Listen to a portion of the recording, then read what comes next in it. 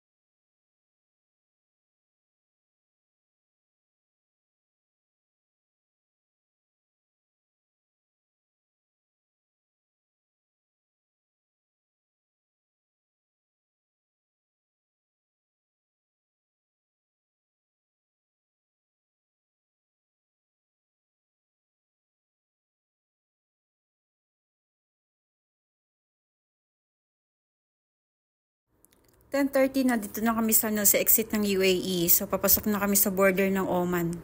So, waiting lang sa pila ng sasakyan, papasok doon for inspection.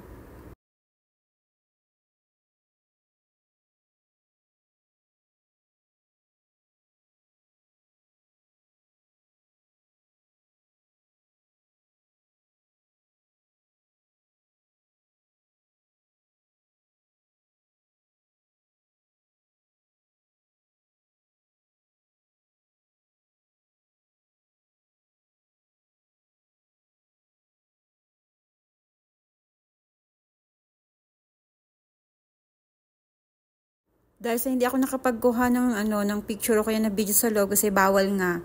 So ito na lang. Ito na po yung pinakaunang lugar kung saan nag-exit kami dun sa sa border ng Oman.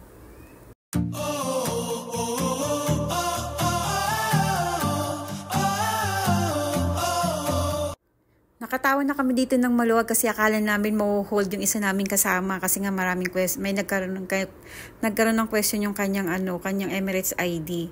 So ayun, okay na, nakatawa na kami rito at nakaluwag na kasi nakalabas na kami ng border ng Oman. So ito malakas na ang tawag namin dito kasi wala na, natanggal na yung aming nervyos.